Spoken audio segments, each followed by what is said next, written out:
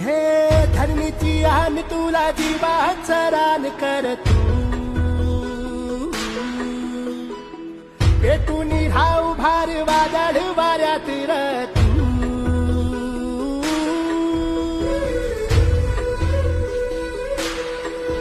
हे